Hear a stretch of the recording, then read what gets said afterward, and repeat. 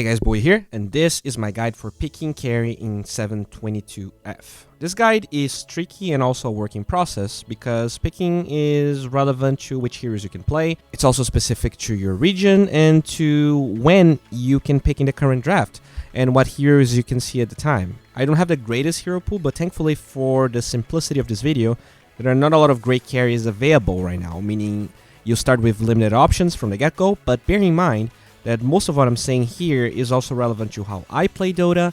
Don't take this as some sort of Bible, these are guidelines based on my perception of Dota and the patch. Here are the heroes I think you shouldn't mess with if you're not already an avid player of the hero.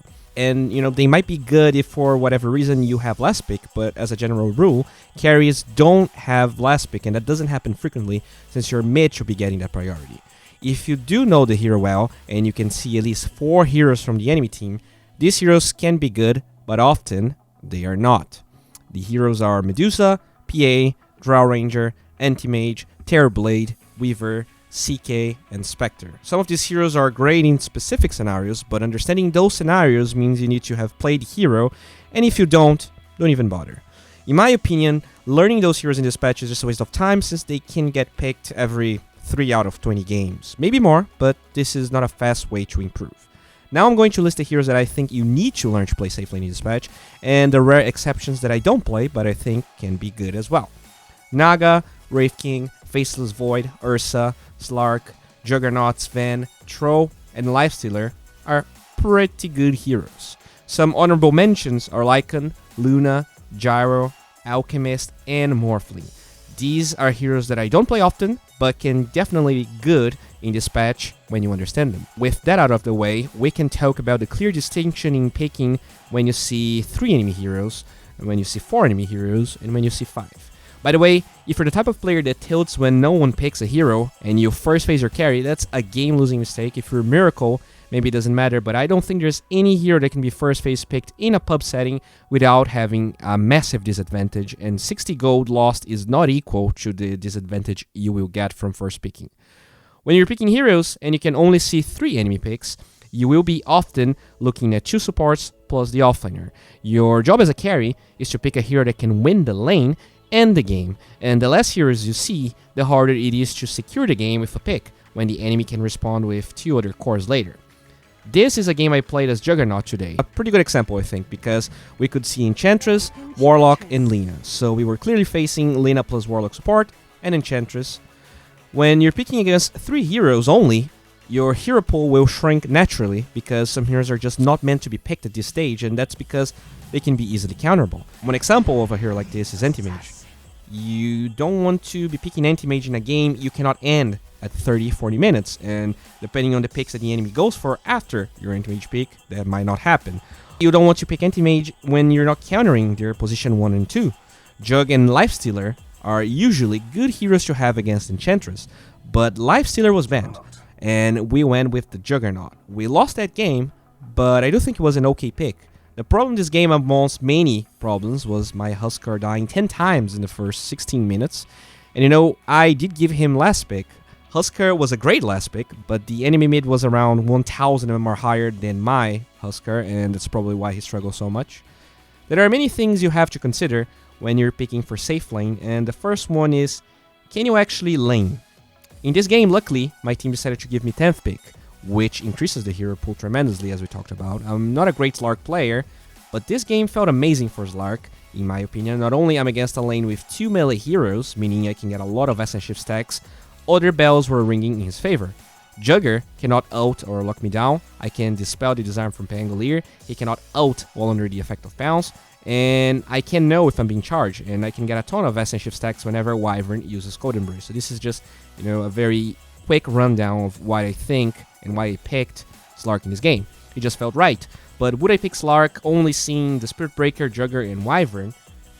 Probably not. It's still a decent Slark game, but I don't play this hero as often, and the picks would clearly be different if I picked the Slark beforehand.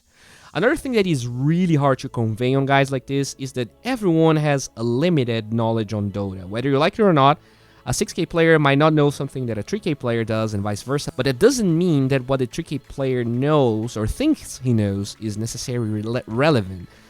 Like, what if I decide to go worse in this game because I know that Legion will have a hard time killing me, you know? I can always ult when she's about to duel me.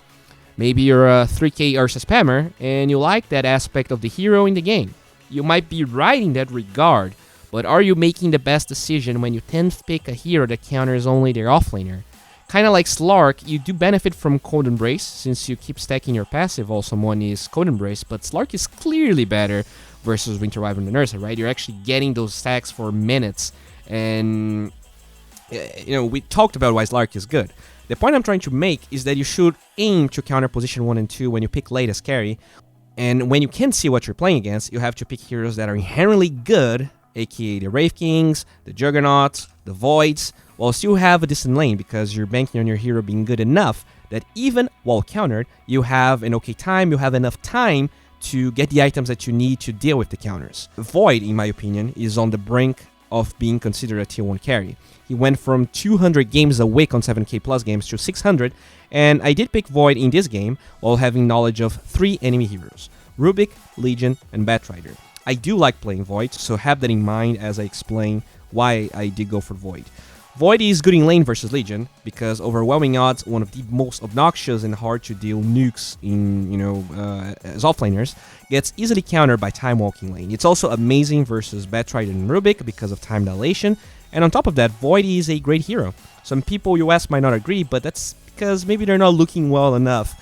But regardless of opinions, what I also did this game was ask for my mid player to get a hero that synergized with Void, that he also knew how to play and was good in lane. Some examples are Sniper, Invoker, and OD, and he chose Sniper, and we won. So, we are always talking about counter picks, but sometimes you can't tell your teammate to pick a hero that you think is good. You shouldn't just, force an opinion or a hero that he might not know how to play. Always gives options, and, just say, man, if you cannot play these heroes, just pick something you're comfortable with.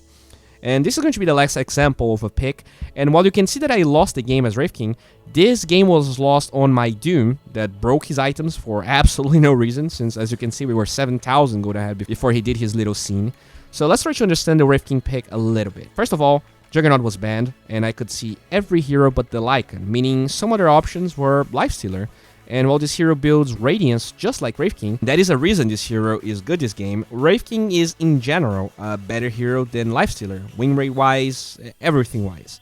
Even then, you might say that offlane Pudge hates Lifestealer, but as we talked about, countering your lane is just one part of picking, and I dare say that countering your lane is less important than picking a hero that can lane, but can also win the game, you see?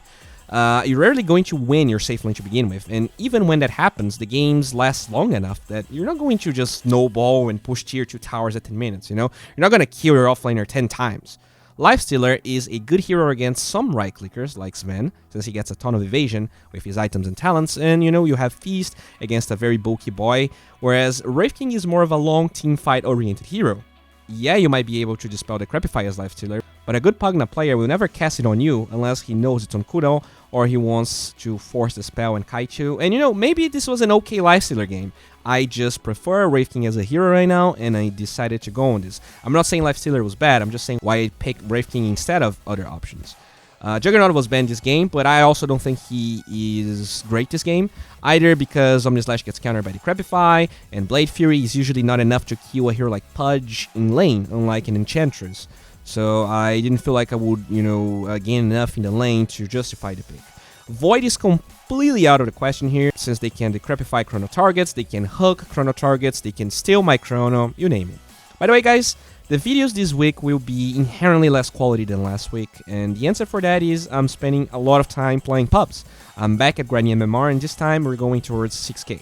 I'm still torn on whether I want to stream the games or not, just because I feel like I play really poorly when I try to interact at the same time, or when I try to see what people are talking. I'm just trying to get MMR as fast as I can. I thought about streaming with no sound, so let me know if you would care about that, or if you just want the updates from how I'm doing and you just care about videos. And you might be saying, well, we like your videos, why you're trying to get to 6k or getting more MMR? And the reason for that is, I spent this entire year trying to get noticed, trying to find gigs and jobs, and I couldn't. And I think my English is, at a spot or place where I think it's, actually on par with most of the other talents that have accents. You know, there's a lot of talents that have accents, and I think people can understand what I say. So now I'm just trying to get MMR. I actually don't really know what I'm doing. I don't think getting to 6K will solve anything, but you gotta do. I don't really know what else to do. But anyways, thank you for liking, commenting, and subscribing to this video. If you want to see me play Dota 2, Twitch is the place to go. If you want to know about my life, you can check my Instagram or my Twitter. There is also the Patreon. So if you like this, if you like the content that I put out and you want to make this channel a little more sustainable, try and check the options there. Thank you very much for being here. And that's it, guys. Have a good one out there.